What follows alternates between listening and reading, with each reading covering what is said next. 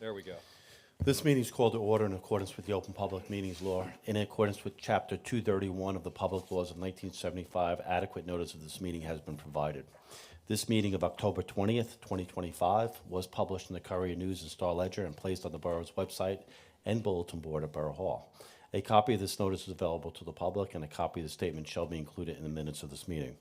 Mayor Brian Gallagher. Here. Council members, Teresa Bonner. Here. Andrew Conti. Here. Glenn Deney. Here.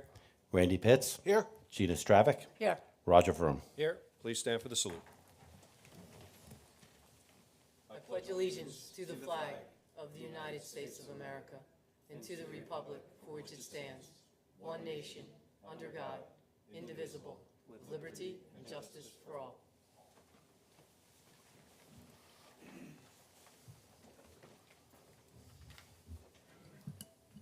Okay, can I have a motion for approval of the minutes of October 6th? So moved. Second. Discussion? Roll call. Council members, Teresa Bonner. Yes. Andrew Conti. Yes. Glenn Deney. Yes. Randy Pitts. Yes. Gina Stravic. Yes. Roger Vroom. Yes. All right, departmental reports. Early election voting is occurring between October 25th and November 2nd, for those who are not aware. Election day is November 4th. The polls are open 6 a.m. to 8 p.m. And on December 2nd, PSE&G will have an information session right here regarding Division Street. I believe they're going to be doing some construction on Division, Kevin? That's correct, yes. Okay. All right, item number 6 is the appointment of William Kale to the Planning Board. It's a 2-year appointment as alternate number 1 for the unexpired term ending on 12/31/26, and I will make that appointment. Committee reports. Andrew. Historic Advisory Committee met this past week. I just want to congratulate them on their successful weekend journey to the past event. They've also been able to complete the plaque map, so if you haven't been able to find that, I'm sure it should be available sometime soon. I think we have a link to it that shows you all the plaques and historical spots in town, and you can go ahead and it's based on Google, so it's pretty easy to open up on your phone. You can go ahead, walk around town, and even when you're trick-or-treating, and enjoy that. Otherwise, the facade improvements and the frontage at the Borough Hall continue, and we hope to see that finished soon. Great. All right, thank you. Gina. The rescue squad has several events that they've completed the past month. They'll also be at the Spectacular coming up, and they have several training events. If anyone's interested in joining the rescue squad, just go to the website and or speak with me or anyone else in town, and we'll be happy to point in the right direction. The Board of Health has not met yet this month, so no report there. All right, great. Thank you. Glenn. Great. Thank you, Mayor. The fire department had a very successful inspection day last Saturday, the 11th, and despite all the rainy weather, we had plenty of people out and enjoyed seeing all the different facilities and the new fire truck as well. Also, for the fire department, the Holiday Lights Parade is coming sooner than you think, December 6th. It will be starting at dark around 6 p.m. And then for the Environmental Commission, we had our meeting last Tuesday, the 14th. We've reviewed we had a Climate Proof Your Yard educational event that was held in September. It was a great success with over 40 people attending. Also, Vanderveer, we did our native plant planting, was on the 6th and the 7th of October. There was a presentation from Flower to the People and hands-on planting with the students, and we thank the Environmental Commission volunteers for coming out to help with that as well. We were also, the Environmental Commission is working on finalizing all their comments for the master plan for the planning board. Also, they discussed the value of composting your leaves and possibly either using them for mulch or composting them, which will help provide habitats for overwintering insects and improve your soil quality. Also, on October 11th, busy day, the Environmental Commission planted 186 herbaceous plants and 9 shrubs for the Peters Brook Habitat Restoration Project with the help of over 30 volunteers of all ages. In addition, they would like to thank the DPW for all their help and support with their ongoing projects for that. And then also they're excited for Resolution 296, and they recommend us passing that, which will help with a grant, excuse me, that they've received with additional native planting for the Halsey Street median. And the next meeting will be Tuesday the 11th at 7 p.m. right here. So see you then. Awesome. You ran out of paper, didn't you? I did. All right, thank you. Teresa? Thank you. So the Library Board of Trustees will be meeting this Thursday evening at 6:30 p.m. at the Somerville Public Library. It is open to the public, so if you have any questions or concerns, please do join us.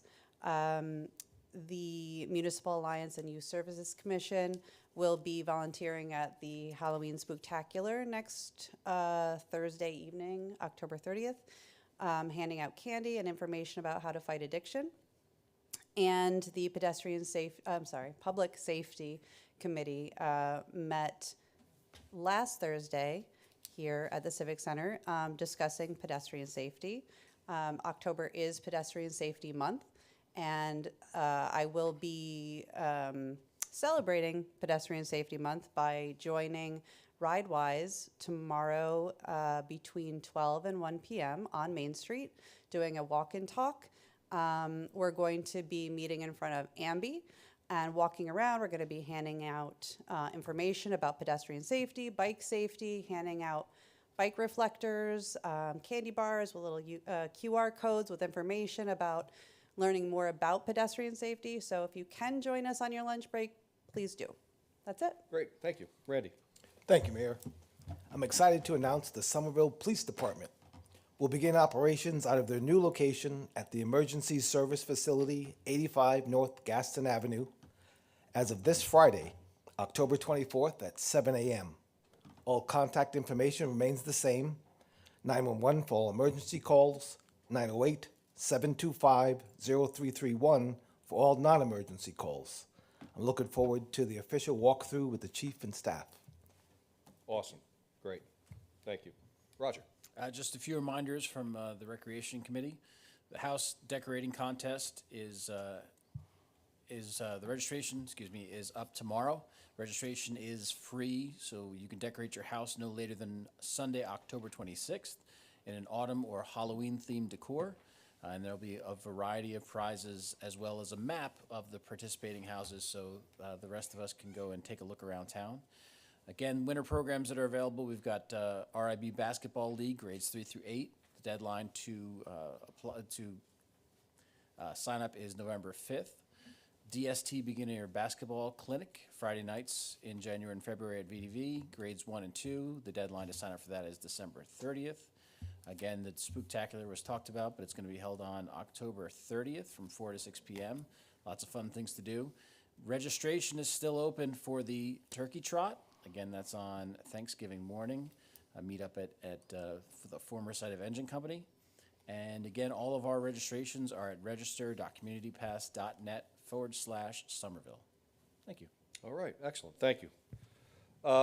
Item number 8 is a proclamation recognizing October 2025 as Breast Cancer Awareness Month. I don't know that we have anybody here accepting the proclamation. Obviously, this is a very important proclamation. Breast cancer is one of the most commonly diagnosed forms of cancer. And with awareness, testing, and aggressive treatment, there are a lot of survivors that can testify to the fact that making more people aware of this is a good thing. So, Kevin, let's make sure that we get that to the appropriate person. Thank you. Next up, we have budget presentation from the Downtown Somerville Alliance. We have Dana Kessel here, the director of the DSA, and here to make a presentation on what's happening for 2026. You're on. I'd first like to thank the governing body. You may just want to turn your mics on. Sorry. I'd first like to thank the governing body for the past, present, and future support and commitment to the Downtown Somerville Alliance. From allowing our events to negotiating reduced rates to the PD provide security for those events, to the DPW, to the Fire Department, First Aid Squad, and Office of Emergency Management for their review of our emergency action plans to keep everyone safe during our events. To the support of the grant writing and fiscal matching of the grants that we've both received and that we are looking to or have applied for. that are infrastructure in nature. Our success now and in the future are in large part because of the council and the community's dedication to our community. So you do have in your folders, in the blue folders, a copy of the presentation, as well as a copy of our proposed budget that was passed by the Board of Trustees for the Downtown Somerville Alliance at our October 13th meeting. So this is going to be a transformative year focused really on some innovation, inclusion, and revitalization, especially after PSE&G hopefully finishes their work on both Main Street and Division Street. We're strengthening how we connect with our businesses and partners and modernizing our organization. So that includes reimagined experiences, some new events, cultural expansion. We're very excited about the partnership that we now have with Fever to bring candlelight concerts to downtown Somerville. We will be the Central Jersey hub. Bought my tickets already. All right. Yes, we have 2 different concerts on January 24th and 2 more on February 14th. And we plan on having them 9 out of 12 months of the year. So we're very excited about that. We've also redesigned some favorite things such as a music festival, summer stage, and our starlit cinema. So those are all just to increase traffic, to hopefully increase retail and restaurant sales. We've done updated policies and clear processes, stronger communication, just to be future ready for moving into the next stage of our development. And that includes regular feedback loops, ongoing surveys, data-driven decisions in everything that we do, from Placer AI data about how much foot traffic we receive at our events to, data that we get from social media and our different advertising avenues. We're also working on different types of grants and creative placemaking and investing in the downtown's visual and cultural identity. We've recently applied for 2 different grants, the county LAP grant, as well as a T-Mobile placemaking grant. And one of those will be for a mural that hopefully will become a photo opportunity in one of our avenues. Perhaps Giardina is the one that we're talking about right now, as well as a glow-in-the-dark path in Giardina that will increase visibility, increase safety, and of course be a placemaking opportunity that people will want to come and see this innovative approach to art and storytelling. We have made a lot of land roads with working with the Department of Economic Development and reaching out to our landlords and a landlord collaboration. We're receiving reports now from the county on different types of different vacancies that exist so that we can help with the economic vitality of the downtown area. We continue our small business report with a new education series to help small businesses with things like social media and outreach to agencies that may be of help like NJEDA. And just building ongoing partnerships and sponsorships. We just secured a partnership with the Somerset Patriots, which is a brand new partnership for us that we believe will be very advantageous to our downtown area. So these are expanded growth opportunities, year-round engagement, and just community impact alignment. We also are moving in a more modern marketing approach and with a digital-first strategy. Most people are now consuming their information from social media and from digital platforms. So we'll be moving in that direction with influencers and enhanced storytelling and doing destination marketing, not just marketing around our events, but marketing around what makes downtown Somerville such a special place. Just to give you some metrics, we have reached 29,000 accounts just in May alone of this past year. That's a remarkable 47% increase month over month. We have consistent views ranging from 175 to 315,000 monthly on all of our social media platforms, with a steady engagement of 3,000 to 6,000 interactions per month. So not just people who are following us, but interact with our posts. And we've, continued to grow our media following. Last week I checked on Facebook, we have 22,000 followers. So that's just an update just from multiple different things that we've been doing recently on both Instagram and Facebook.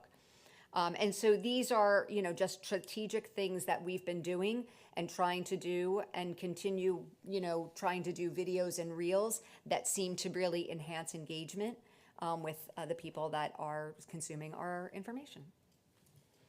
So this just gives you, the typical, our open rate, our click rate, and our unsubscribes compared to averages. So, we have an excellent marketing, strategy that's really working for us right now.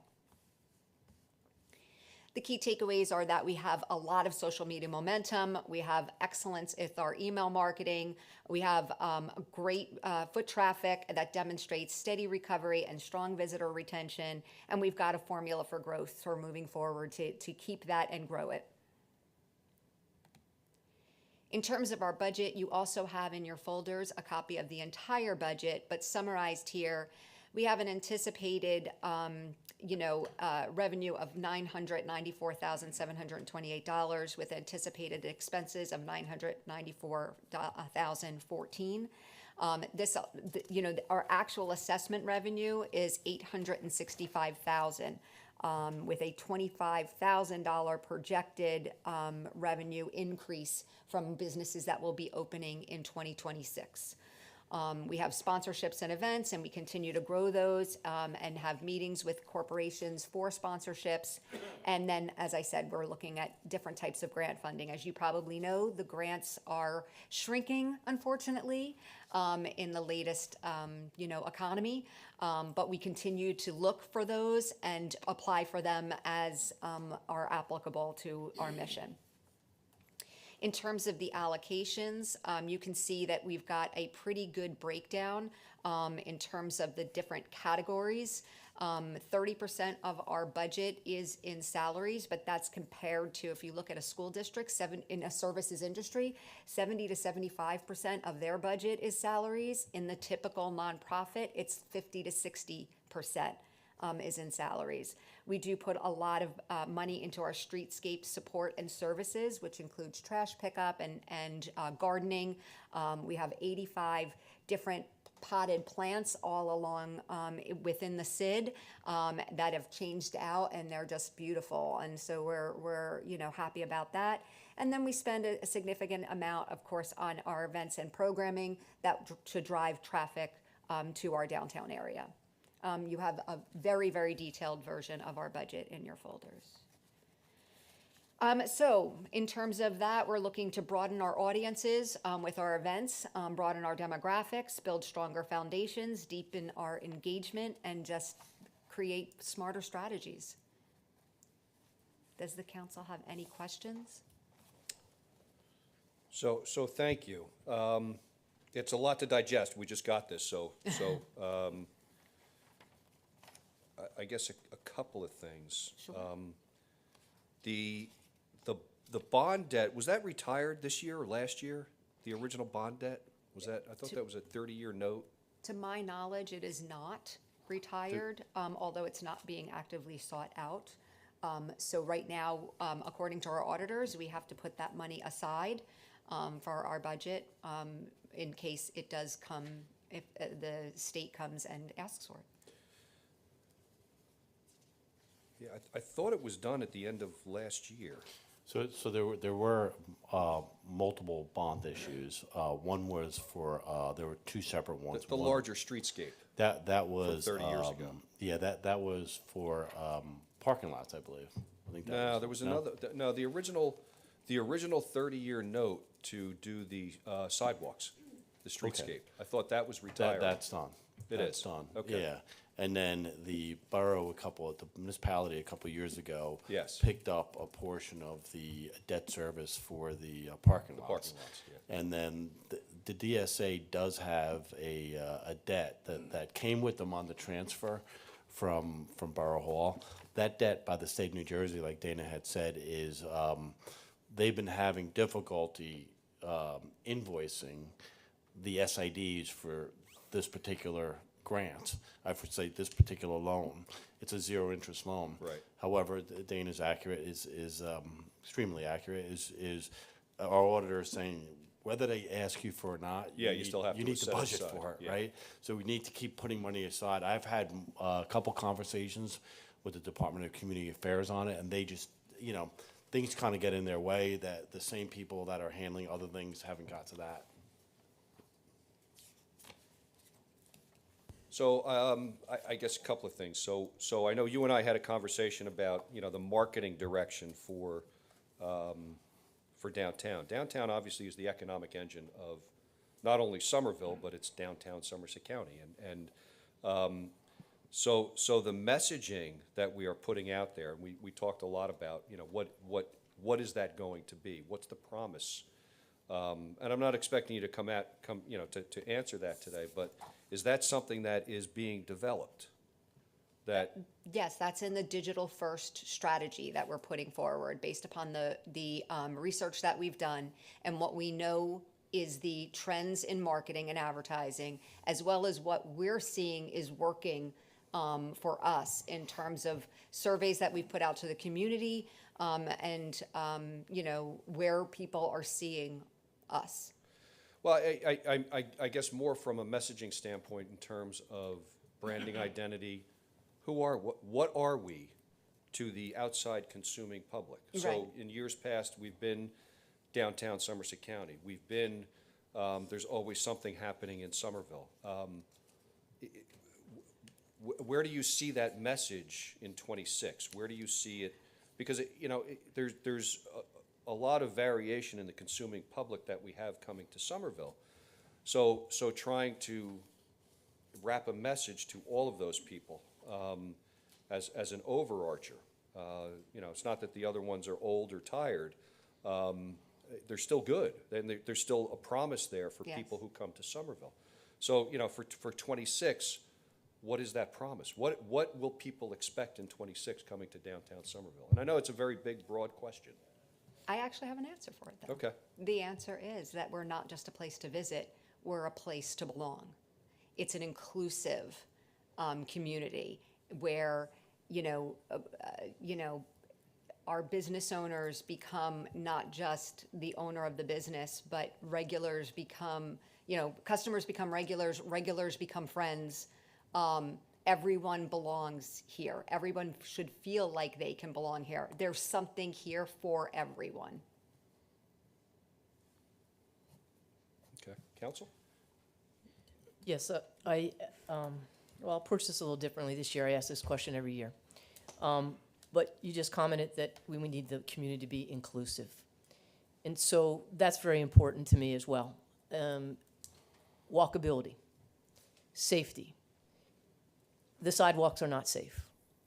The lack of maintenance has been ongoing. And I've heard all the stories, and it's kind of been a merry-go-round of who's responsible. But ultimately, something needs to be done. I don't know what $120,000 in your budget stands for in terms of cleaning and maintenance, but there needs to be simple things done. I'm not talking about replacing the entire sidewalk. I'm not even talking today about trees, my favorite topic. I'm talking about a block missing out of the sidewalk. Who can put a new block in there? It can't be that hard. Get the block and put it in there. Basic maintenance. Bricks piled up on all different areas along Main Street, especially East Main Street, just piled. Where do they need to go? Do they need to be stored until they can be replaced? Can they be replaced into the hole that's where the brick is missing? When is this going to be addressed, and who is going to address it? And is there money in the budget to address it? So the only money that we have for what you're talking about in terms of infrastructure would come from grants that we could apply for. Otherwise, as I understand it from my discussions with the borough administrator and our borough liaison, the responsibility for sidewalks falls either on the borough or on the landlord of the commercial property by ordinance. That is my understanding. So no, the DSA has not budgeted for those types of things. If the DSA didn't exist, that would be the responsibility of the borough.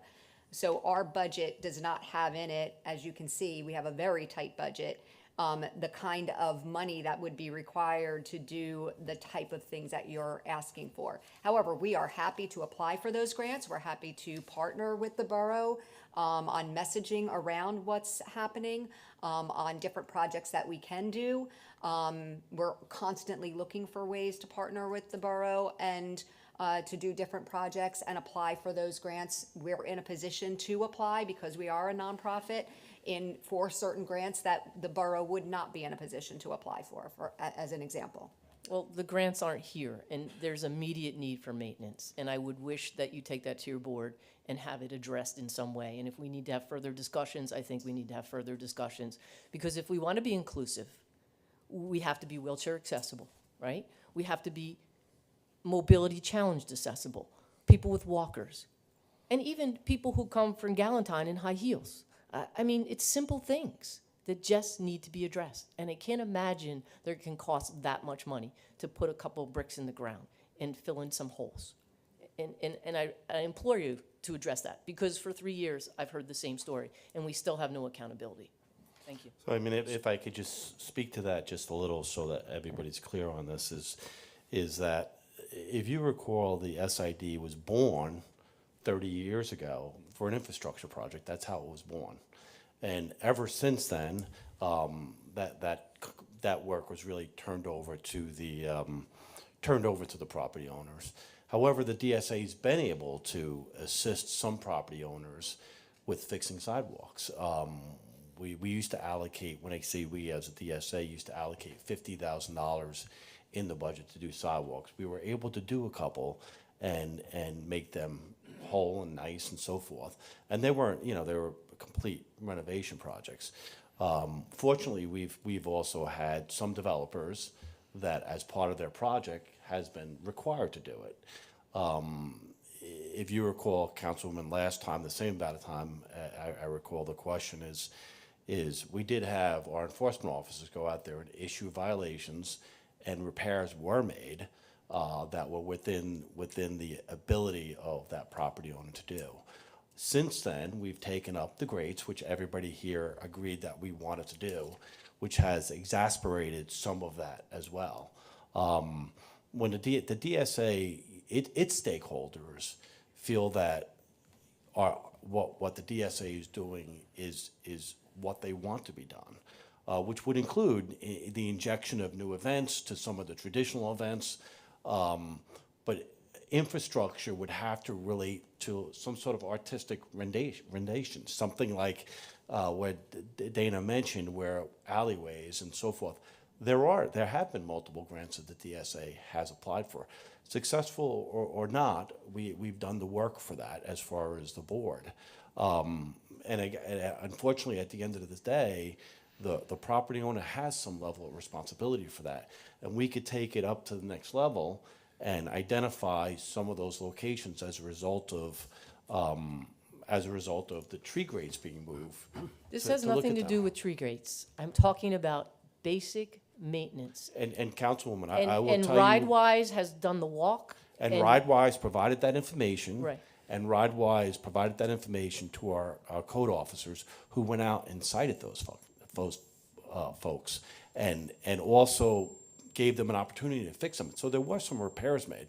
The problem that the DSA is going to have is funding. It's not cheap. Funding it is a problem, because we have funded several, which then creates a problem of who you're funding. So here's what I would suggest, because I agree with Gina. We have a problem. We do. And we're caught in that catch-22 that it is the responsibility of the property owner. But if we give them the full responsibility, we're going to see issues repaired that we don't want. So 10 years ago or so, it was a partnership between the borough and the DSA. There was a portion of money carved out in the budget. You say 50,000. I just don't remember what the number was. And I think the borough helped participate in that as well. And the concept was, over the course of a few years, we would take sections of the street, of the sidewalks, and we do general maintenance. The pavers have to be resanded. The sand's all falling out of them. I don't know if there's a rat slab. Is there a rat slab underneath, Rich? Most of them are not. Yeah, so that's new part of the ones. problem as well. The new The- ones the have new rat ones. slabs, yeah. A rat slab is just a rough concrete base, for those that don't know. So, you know, I think as we approach our budget year, in the same manner that you are, I think there's an ability there for that same thing to happen again, where we can start to carve out a little bit of funding in our capital, as well as a little bit of funding in the DSA's budget. And let's create a static plan that doesn't change. As soon as you finish, over the course, let's say it's 2 years, if we've got $100,000 to do general maintenance, whatever that number is, I don't know what that number is going to be. And after 2 years, you know what? You go back and you do it again, and then you do it again. And over time, we'll have a better maintained sidewalk. We won't have those holes of bricks, as you know, we all see, or the piles of bricks, which PSE&G or whoever is leaving around the water company. And I think that's an approach that is a little bit more longer thinking. And does it take some of the responsibility off of the property owner? It does. But I think for a reason, because if left to their own devices, they will probably do things in order to repair sidewalks that we're gonna say after the fact, oh, we didn't want that to happen. Trees in particular. So I think we need to be careful, and that's where we have a stake in all of that as well. So I think the idea of coming up with a number that allows us to take sections, you know, a portion of the north side and a portion of the south side each year, and let's see what that number, that magic number, whatever it is, can get us in terms of maintenance. And this way we have it as a rolling, consistent maintenance. And we're not coming back 10 years later when we had the same conversation 10 years ago and saying, okay, well, let's do it again. If we do it consistently, it will become cheaper. Mayor, can I ask a question? What organization is responsible for going out, looking after what's going on on our main street, in our downtown? I have a business, as everyone knows, for many years. I get many people who will come into my store, because they know who I am, to complain to me. I'll call Kevin. Simple things. The benches that haven't been touched in years, that people are afraid to sit on, or the animals, you know, Yeah. do what they do on them. I had a gentleman just last week come in. There were 2 bolts sticking out of one of the handicap paddings on the sidewalk. He does his walk every day. He tripped and fell. One day the Jazz Fest. I'm walking back to my store. As I'm walking, there's a family coming down all excited to see the Jazz Fest. I saw this woman there in the sidewalk. There's not a tree, there's just a pit. The woman fell in the pit. I didn't tell her who I was. I just made sure she was okay. Didn't want her to come back and sue the borough. But she was hurt. Who's responsible for looking over these things? Well, I think ultimately all of us are. You know, it's part of the as I said before, it's the economic engine of downtown. It's incumbent upon us to make sure that it's well run, and that's doing it in concert with the DSA. It's doing it in concert with us. It's doing it in concert with the planning board, and so I think exactly to that aspect. I mean, same thing. I sat out at an outdoor cafe on Saturday and you know, watched a couple of people trip. So I think we all recognize it's a problem. So let's all recognize that it's a shared responsibility to fix it. And I think, you know, ultimately it is the property owner's responsibility. Well, then if it is, let's take a look at the rate. And is there something that can be done? Or can we build it into the existing, because we do have an expansion of the revenue coming in. And it's a pretty significant expansion of the revenue over these past 7 years or so. So, you know, between the borough and the DSA, you're going into budget year, we're going into capital, let's take a look at it. And I don't think it's it shouldn't be a big fix. You know, going in and sanding, we've done it before, and it was a great relationship that the borough and the DSA had in making this happen. Let's just make it happen again and fix it. So, that's Teresa? Yeah, so I used to be on the DSA board, and it was something I really, really enjoyed. And anybody who knows me knows that I'm very passionate about promoting our small local businesses, excuse me. And, you know, the main focus of the DSA is to bring businesses to downtown Somerville and bring people to our downtown to boost our economy. And I did notice something on the you know, itemized list here that was a little strange to me, that there's only an allocation of $3,500 for Small Business Saturday, which benefits all the businesses in downtown Somerville. But there's much higher expenditures for International Street Fair, Puppy Palooza, which I'm all for bringing in new, exciting, different events. But, you know, International Street Fair is not, to my knowledge, unless it's something that I don't understand, an event that's going to bring business to the businesses. It's unless I don't know, unless I'm not understanding what it is. It's going to be vendors up and down the street of other businesses, which I love street fairs. But I don't know that it's a benefit to our businesses that are already in Somerville. And Puppy Palooza, although it will benefit the pet store and some of the businesses, it won't benefit any of the restaurants because you can't bring dogs into restaurants.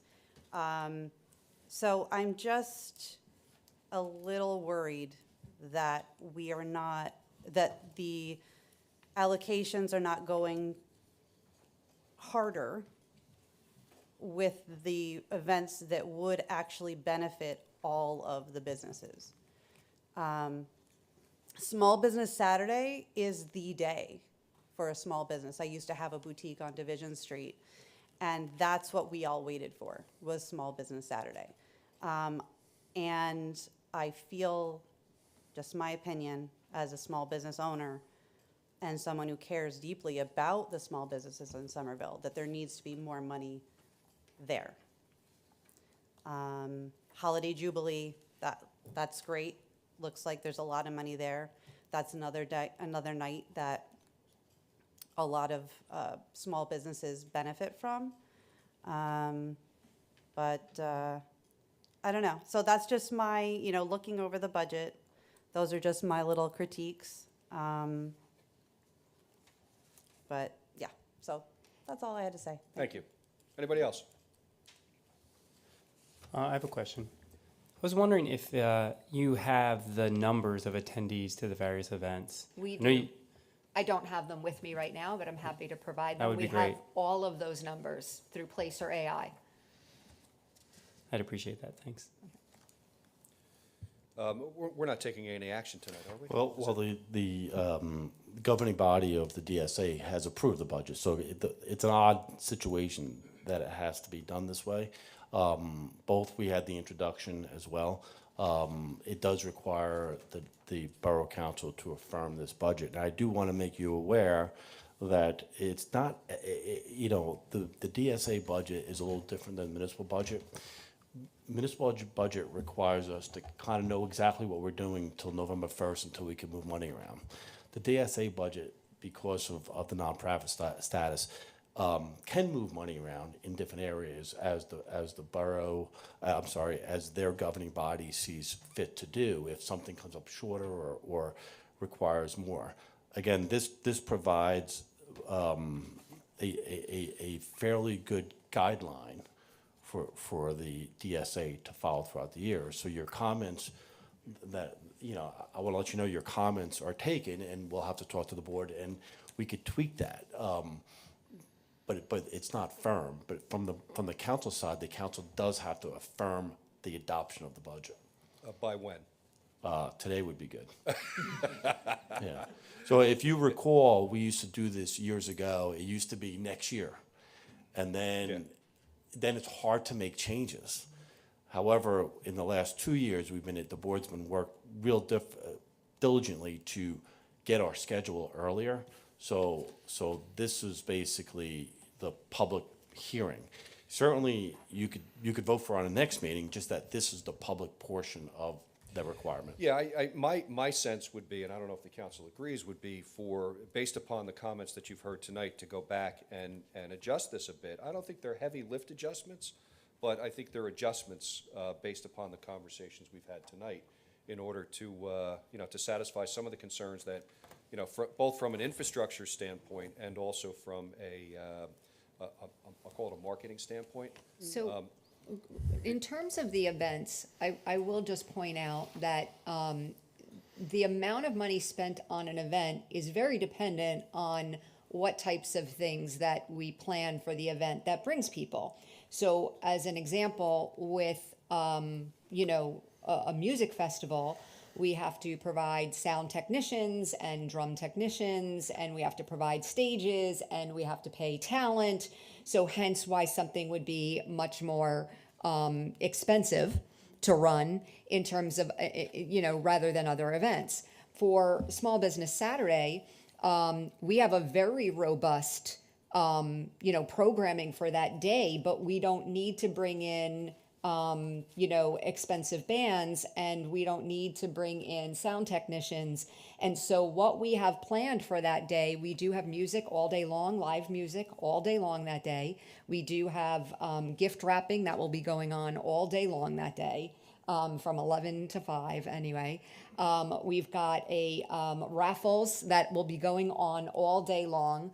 That will draw people in. We've got different types of activities that are going on, an entire bingo game for shoppers. So it's a very, very robust program, but that program doesn't require a lot of money because we're not talking about, like I said, bands and stages and sound tech and those types of things. No, I think we all understand that. There's Okay. different expenses with different events. Some are very heavy in terms of cash outlay, and some are lighter, and sometimes the lighter ones bring in more people, and vice versa. Exactly. We get that. But based upon, I think significantly the infrastructure discussion, again, I don't think it's a heavy lift to go back and then just come back with, outlining, what type of infrastructure investment we can make together, based upon our initial discussions from our budgeting standpoint and then from the DSA standpoint, and let's fix it together. So my suggestion to council would be, let's just defer this until the next meeting. Let's get a little bit more beef on the bone here from an infrastructure standpoint, and then we can move forward. So just to give you a quick idea of the infrastructure, so we've applied, and we have the documents. We spent a significant amount of money to not redesign Division Street, but update Division Street, which would require an investment by the borough, in addition to what the DSA has allocated. Also, the walkways, both of those grants would require an investment from the borough. So just keep that in mind too. If we're successful in getting the grants, Yes. we'll be back here talking about who's paying for that extra portion, because there has to be skin in the game of every grant. Understood. And yeah. Yep. All right, everybody okay with that? Okay, great. Thank you very much. Thank you.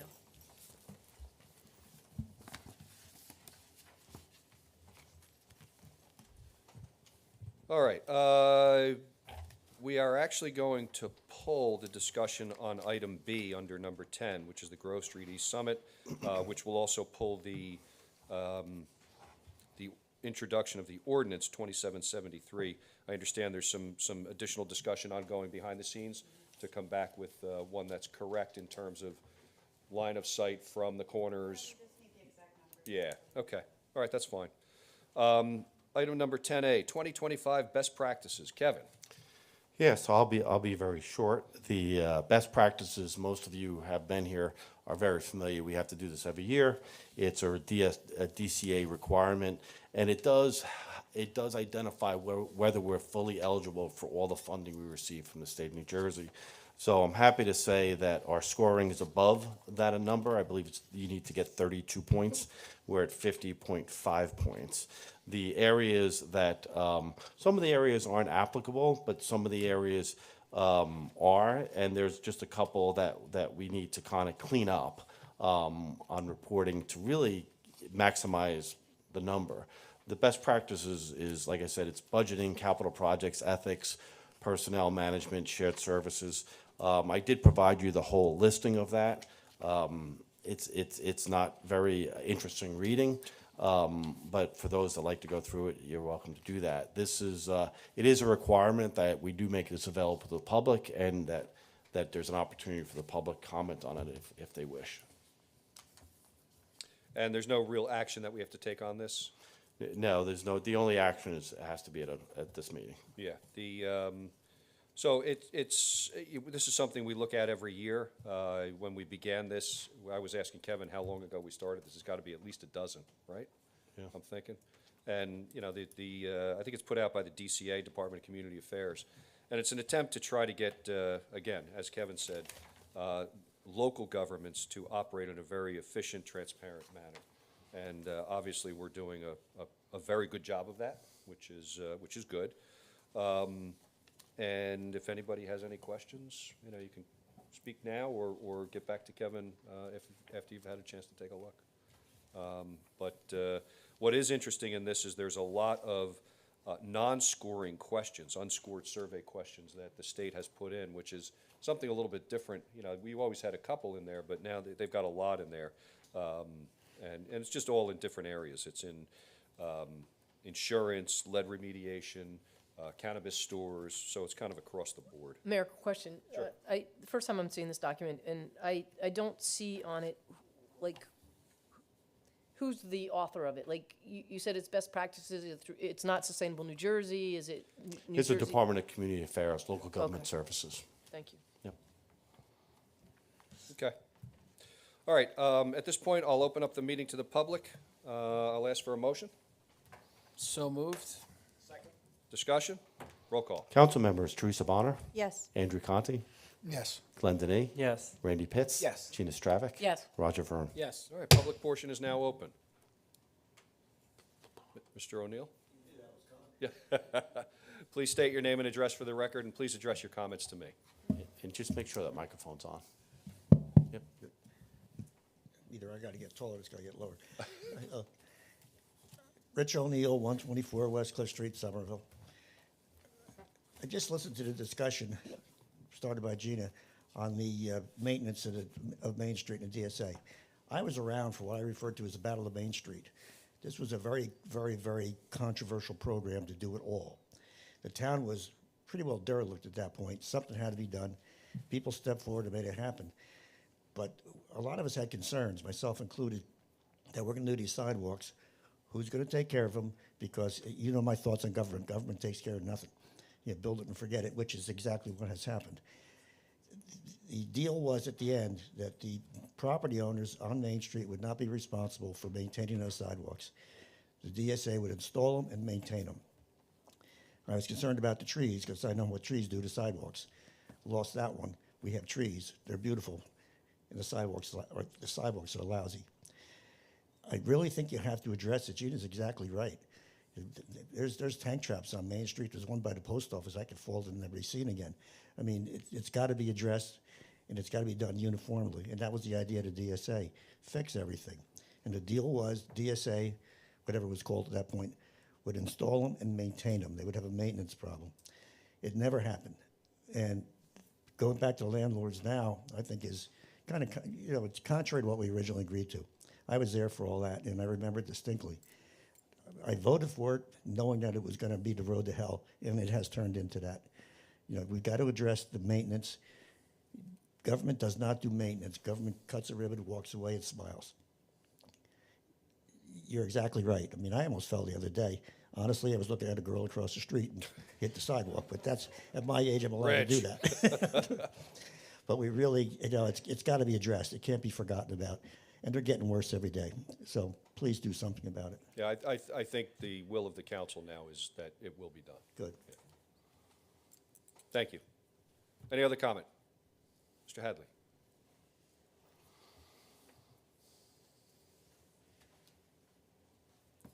John Hadley, 8 Laurie Drive.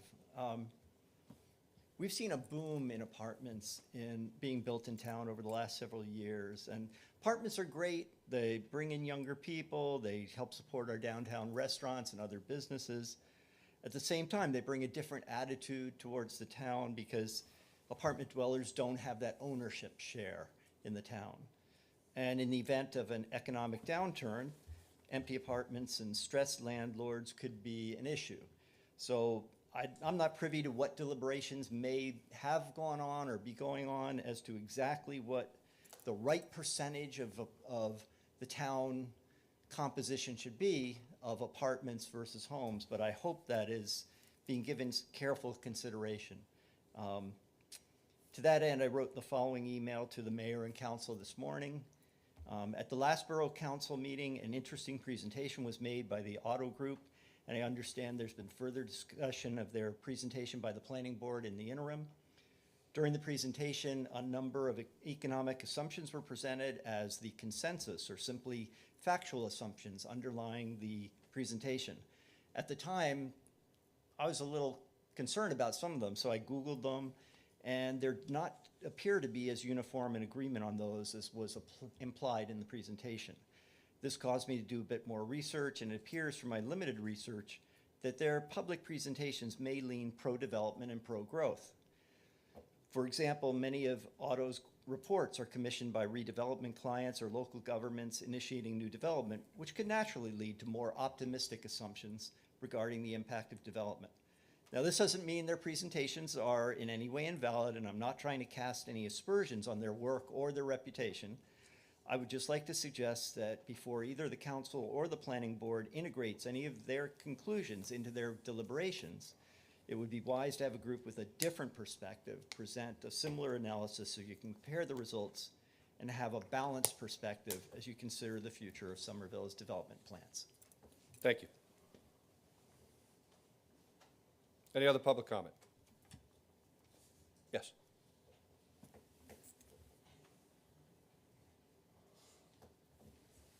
Good evening. Michael Blair, 154 West Cliff. 2023, I sent an email to the previous council, and then Gina, you responded to my recent one about the problem with the garbage at Brookside Apartments along Petersbrook. And to put it lightly, I'm not satisfied. Nothing's happened. 2 years, a long time. 3 years, a long time. It's actually, I was looking up today, it's over 1,000 days, you know. As a landlord, I take care of my properties, and it just frustrates me because I walk along that path each day, and that garbage goes from those dumpsters into the creek, and like I mentioned other times, there was a crib on the side of the creek. There's people that park their cars. Around some of the benches, there's a lot of beer bottles and such.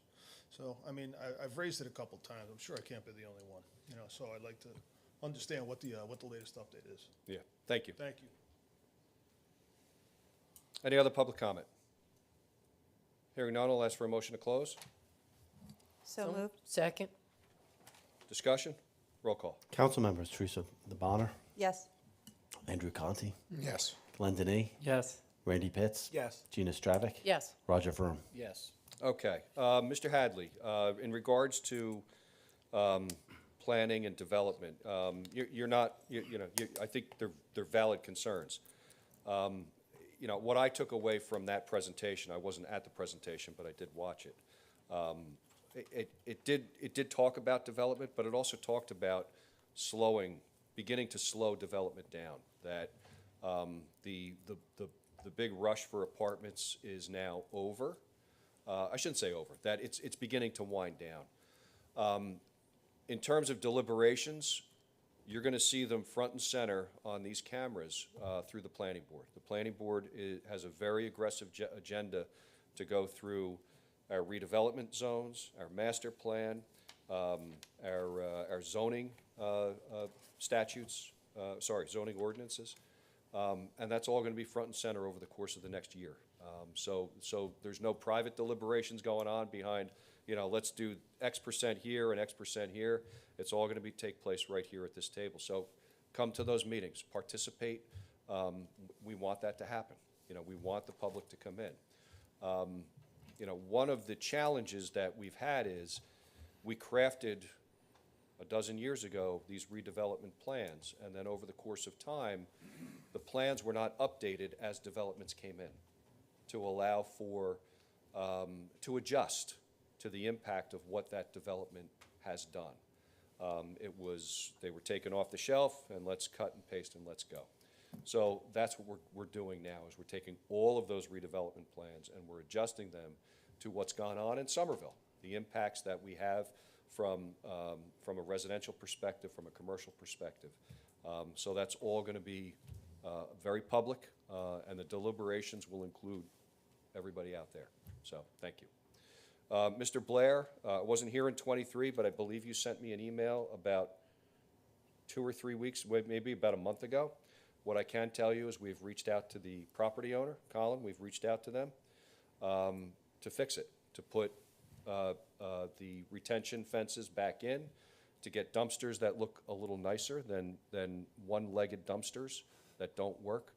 And in fact, at last Thursday's meeting, Colin was the recipient of some choice words to make sure. Yeah, I did. To make sure that the property owner addresses this. We can't let it go. And that was a direct result of you contacting me. So that is in the works. Thank you. Thanks for coming out. Appreciate it. All right.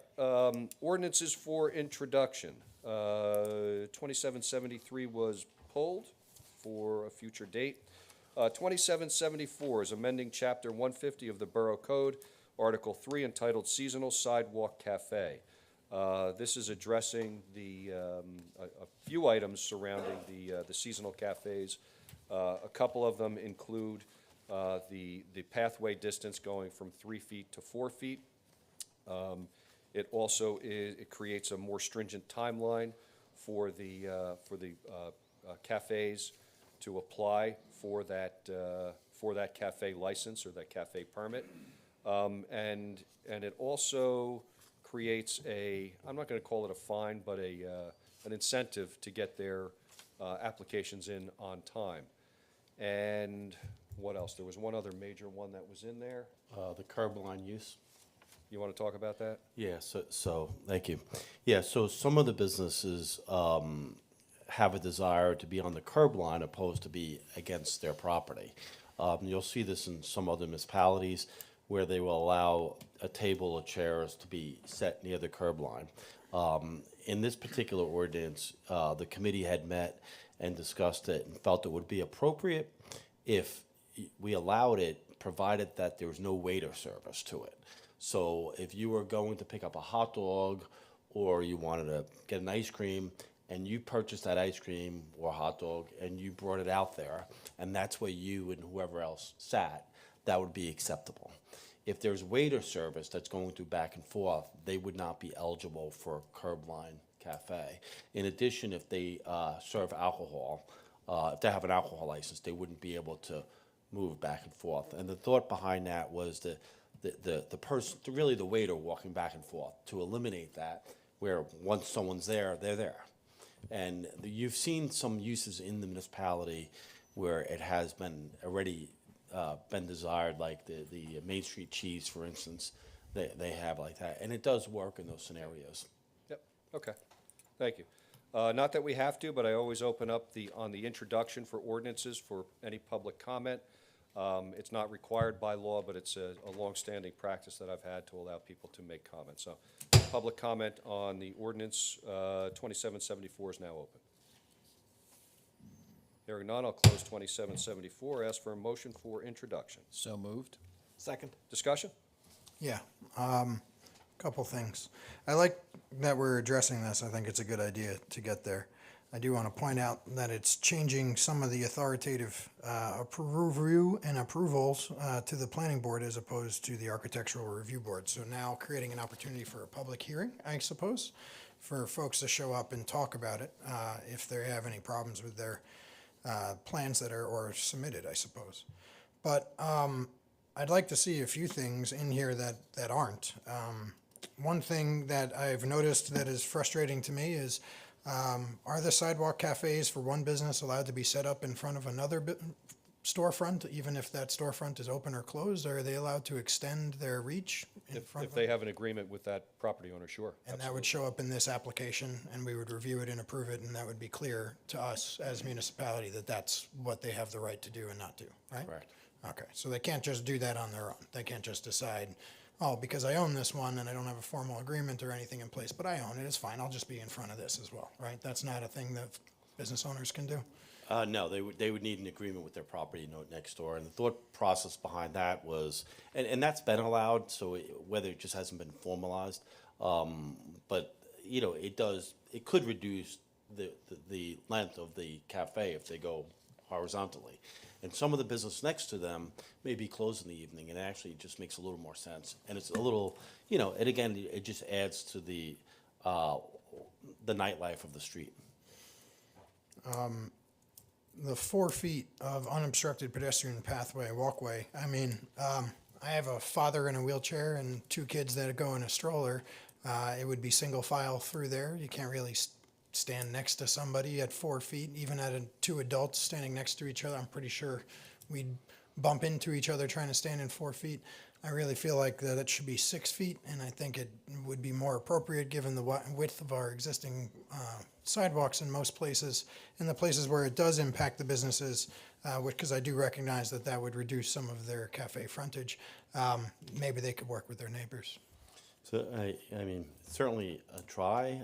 Somerville is known for its downtown. It's known for its street cafes. The 4 feet, you know, the argument before was it was 3 feet, it was less. The 4 feet is something that we have been strictly adhering to in the last several months. So again, that's, I guess, for a council debate, if you'd like to change it. Yeah, I mean, I get, well, I think 6 feet is a little onerous. I think 4 feet, going from 3 feet to 4 feet, we're increasing it by 33%. The sidewalks all over town are, I think, 3 feet wide. So, you know, creating something that's onerous for downtown, which is what the draw for downtown is. I don't. Well, are there ADA specifications? Because I would think. 4 feet, That is it? Yeah. Not 6? no. It's just better practice at 6 feet because you could have 2 adults walk next to each other. I mean, the point to come to downtown is to walk to the businesses that are there and enjoy that with the folks that you're keeping company with, and to have a wider sidewalk, which we obviously have there. Just without the sidewalk cafes, we have a large sidewalk on purpose in that area, larger than the rest of town. We then put in the sidewalk cafes and make it the same width as any other sidewalk in town, so it's less comfortable to walk on for pedestrians. So I hear the points, and I know I'm not going to win it over, but I just wanted to point out that that's probably not the minimum footage that it would be comfortable for folks to walk down Main Street on. I think it's gonna, And I I think it agree. causes choke points, as we've seen this summer and previous summers. It's I- just, I'm sorry, go ahead. it's just gonna exacerbate the issue we already have, and we talked about accessibility earlier. It's an accessibility issue, it's also an emergency response issue, because it's hard enough to get through Main Street on a Friday night if a rescue squad had to get through a crowd of people. It's hard enough already, and now we're gonna clog the sidewalk up even more. And, you know, we're gonna say 4 feet, but, you know, it's gonna be 4.5 feet, it's gonna be, you know, 3.5 feet, 3 feet, 2.5 feet. The encroachment just appears. So I'm for 6 feet and no cafe on the sidewalk. I mean, I will tell you, this is, and again, this is the governing body establishing a committee to review this, right? So the committee reviewed it. The committee came up with these more restrictive changes, and that's their recommendation to the governing body. So a few things. Again, I go back to the fact that every sidewalk in Somerville is 3 feet wide, the residential sidewalks. You have to go back 20 years and recall that we didn't allow outdoor cafes at all. And our downtown was pathetic. There was no foot traffic, there was no vehicle traffic, there was nobody in the stores, there were no stores. So we created something that works. And, you know, I think the borough's done a fairly good job of enforcing it this year in terms of the sidewalk width or the pass-through width. I think they've done a good job. The complaints have diminished. They haven't been there. And I think if you bring this out to 6 feet, we're gonna start to see a big problem with the restaurants, who a lot of them live hand to mouth. It just doesn't make sense. 4 feet width. We've just taken out all of the planters, the grates. We just talked about fixing all of the pavers. These are all positive things, and now we're going to take away space from the very people who are creating success for this town. It doesn't make a lot of sense. So. Well, I mean, they do have the alternative of moving into their neighbor's frontage. But again, I hear I'm not going to win the day. It's only the two of us that feel this way, so we'll maybe revisit in a later time. I think the thing that we have to remember is that not everybody has the ability to go in front of another business. Not everybody's going to have that possibility. I think making the sidewalk 1 foot larger is a big step in the right direction. I think that working with some of the businesses, some of the restaurants to not have their planters, and even with the DSA to move some of the planters out of those locations and be more strategic. I think those are some of the things that we can discuss. I think limiting, as the mayor said, one of our biggest economic draws in the borough In the county. is silly. I think that I appreciate that we want to walk, you know, with our friends and families next to each other. I get it. I've got, my 3 kids and my wife, and it'd be great if we could all 5 of us walk down the street together. But just like the mall, it doesn't work. So I think what we have to think about here is that people come downtown, they come to sit outside, they come to enjoy it. I think that, again, with what the mayor was talking about before, figuring something out where we can fix the issues that we're having with the sidewalks, fixing issues where our planners are staged by the DSA strategically, working with the restaurants to stage them strategically. I think all of those will be benefits that will make walkability easier. I think getting rid of our highly successful outdoor cafes is not what we want to do. I think you raise a really good point about moving those planters, and I do see the other side of it now, so I appreciate the discussion. Thank you. I can add, the DSA does have an ongoing project through arterial that's going to change everything we're talking about. And that, I think we should get that out to council once again, because it was years ago and some of you may have not been here. But Well, we still don't have the grant for it, though, right? it's in its stages. Kevin could give you more information. But yeah. No, I appreciate that, Randy, because I was sitting here thinking, I know we're talking about sidewalk cafes, but it's definitely a bigger infrastructure, going right back to what we were talking about earlier. Yes. Mm-hmm. And trying to solve those problems actually makes this one also easier to solve. Right, yeah, this, the ongoing project would cure a lot of this, where we wouldn't be having this conversation. Okay. Roll call. Council members, Teresa Bonner, Yes. Andrew Conti, Yes. Glenn Denny, Yes. Randy Pitts, Yes. Gina Stravic. Yes. Roger Vroom. Yes. Okay, item number 2775 is amending the redevelopment plan for the East Central Business District. That actually is being pulled as well. It jumped onto the agenda a little bit early. The planning board is taking this up on Wednesday, so this will be on for the following meeting.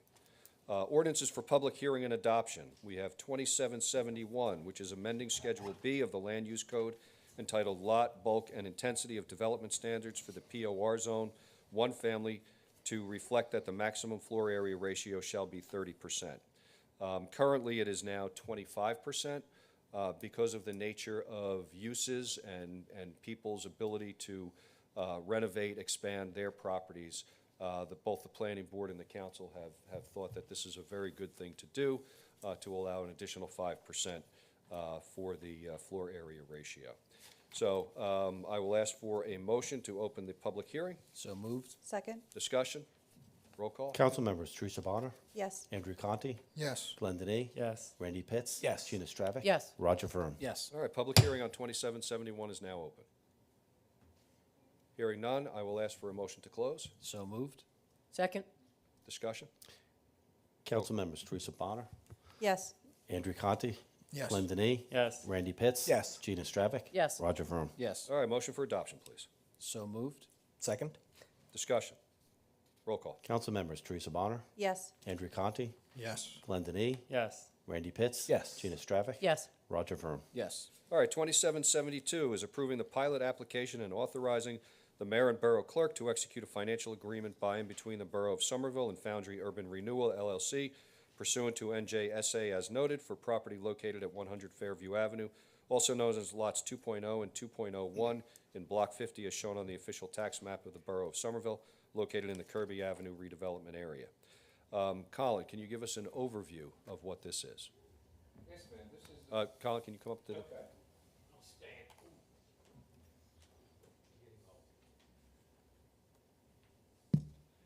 This is a pilot which is very consistent with other pilots in the town. They applied for it over a year ago. It's been reviewed by the redevelopment committee. It's been reviewed by council.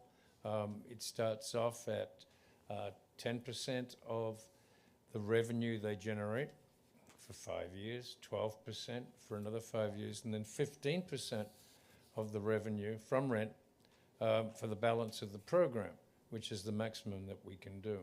We estimate that it will generate about $450,000, $460,000 a year when fully occupied, versus if no development took place, we'd be getting maybe $70,000 to $80,000 a year in property tax. So it's a benefit for the town.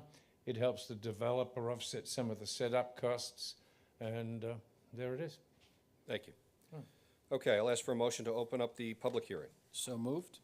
Second? Discussion? Roll call? Council members Teresa Bonner, Yes. Andrew Conti, Yes. Glenn Denny, Yes. Randy Pitts. Yes. Gina Stravic. Yes. Roger Vroom. Yes. All right, public hearing on 2772 is now open.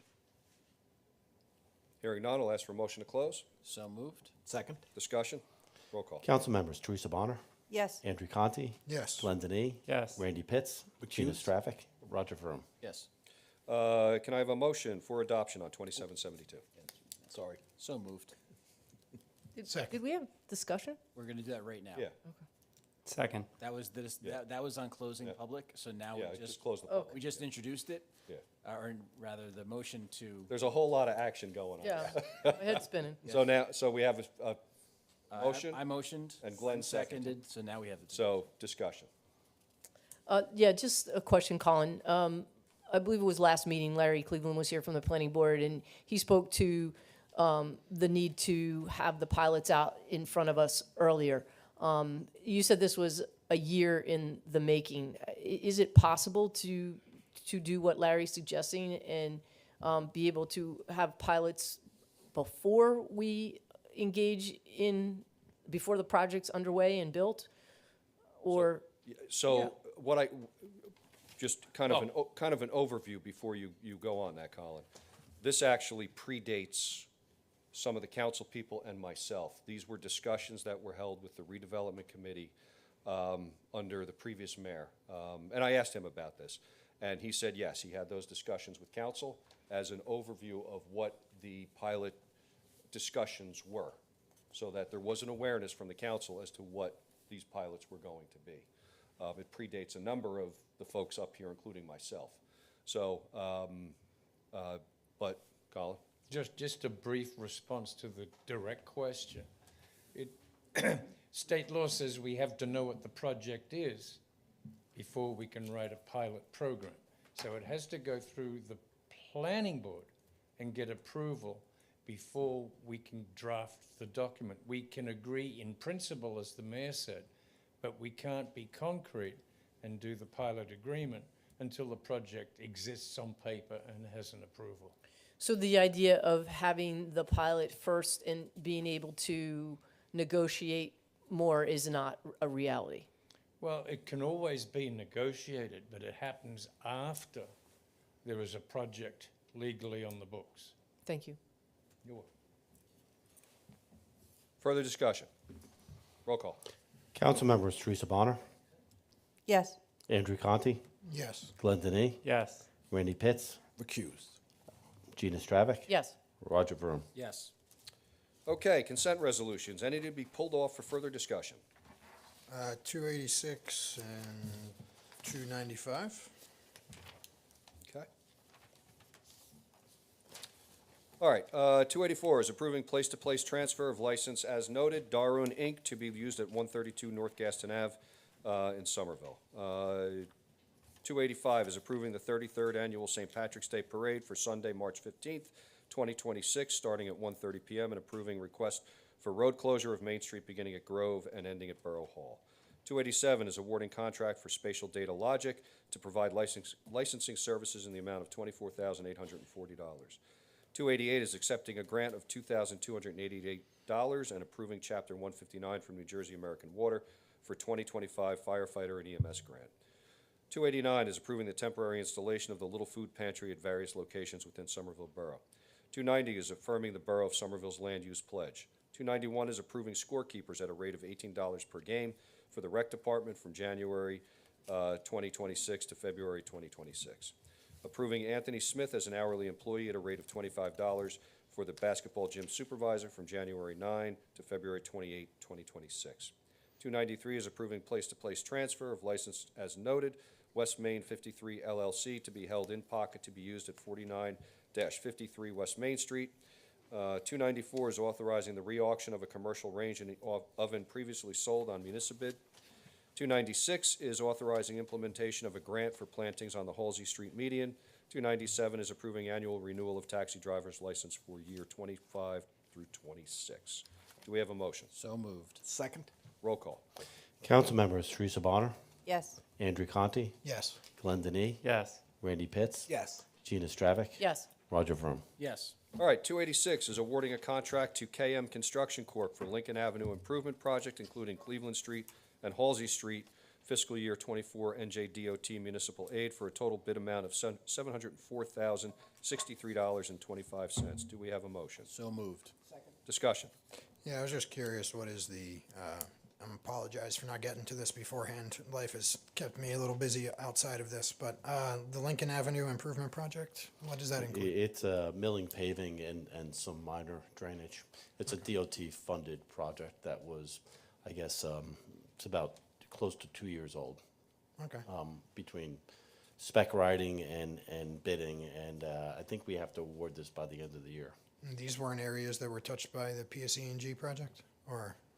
If they were, we would get a credit towards that either way. Okay. I don't think they were, but, Okay, yeah. just curious.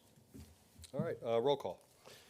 Council members Teresa Bonner, Yes. Andrew Conti, Yes. Glenn Denis, Yes. Randy Pitts. Yes. Gina Stravic. Yes. Roger Vroom. Yes. All right, 295, authorizing an amendment to the contract for final design services for Safe Routes to School along Veteran Memorial Drive East project with NV5 to increase the contract amount by $46,860.51 to a new contract amount of $296,119.67. Do we have a motion? There's, before you take a motion on that, Mayor, excuse me, there's going to be changes to this resolution, so if it's the council's desire to pull it, it would be fine, we put it on the next meeting. Okay. Basically, just so the understanding of this project, this is that veterans project that will go on forever. It started when I was here yeah. in 2017. So we're very close to, basically what it is, it's federally funded, so I don't want you to scare you out of the numbers, because those are ridiculous numbers at this point.